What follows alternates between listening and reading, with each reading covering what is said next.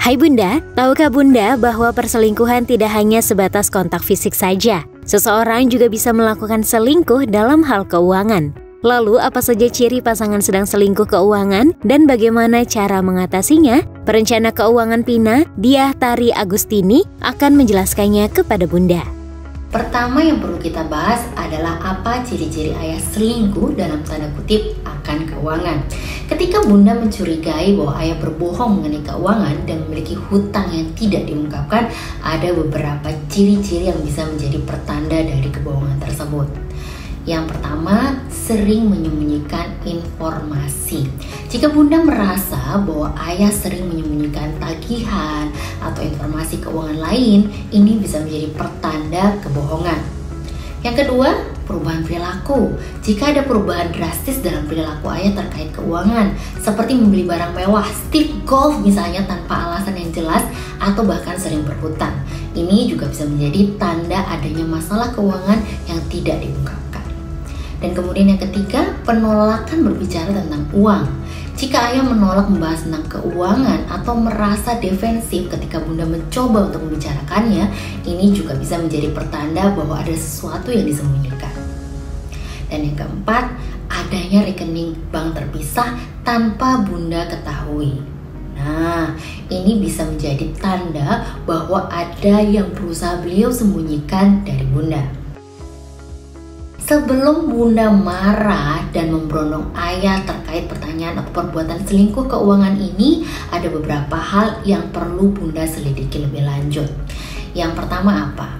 Kapan terjadinya hutang atau selingkuh keuangan ini? Apakah sebelum pernikahan atau dalam periode pernikahan? Nah, jika terjadinya sebelum pernikahan, selidiki apa yang menjadi penyebabnya. Bisa jadi karena ayah adalah generasi sandwich yang harus menanggung orang tuanya. Karena pada saat itu jika beliau jujur, bisa jadi Bunda tidak jadi menikah. Dan yang ketiga, jika terjadinya setelah pernikahan, apakah Bunda dan ayah pernah membicarakan kesepakatan atas keuangan sebelum pernikahan? Siapa menanggung apa dan sebagainya. Nah, sekarang kita bahas apa yang harus dilakukan selanjutnya dalam konteks perencanaan keuangan keluarga jika hal ini memang terjadi. Yang pertama tentu saja komunikasi yang terbuka. Langkah pertama yang perlu Bunda lakukan adalah membuka saluran komunikasi dengan ayah. Cobalah untuk berbicara dengan lembut, tanpa menyalahkan. Ungkapkan kekhawatiran Bunda tentang keuangan keluarga dan dorong beliau untuk berbicara dengan jujur. Saya menyebutnya dengan negosiasi ranjang. Dan kemudian yang kedua, identifikasi masalah. Cobalah untuk memahami penyebab perilaku keuangan ayah. Apakah ada masalah finansial yang tidak diungkapkan? Apakah beliau mengalami tekanan atau stres yang mempengaruhi keputusan keuangan beliau? Yang ketiga, evaluasi keuangan bersama. Ajak ayah untuk mengevaluasi keuangan bersama, tinjau semua aset, hutang, dan pengeluaran keluarga. Kemudian buat rencana keuangan bersama yang sesuai dengan situasi finansial ayah dan Bunda. Yang keempat, atur keuangan bersama. Setelah Bunda mendiskusikan dan menyelesaikan masalah keuangan, penting untuk membuat rencana keuangan bersama yang mencakup anggaran, tabungan, dan pengelolaan hutang. Dan yang kelima, transparansi dan kepercayaan. Penting untuk membangun kembali kepercayaan satu sama lain dalam hal keuangan. Pastikan Bunda dan ayah merasa nyaman berbicara tentang masalah keuangan dan terus berkomunikasi secara terbuka.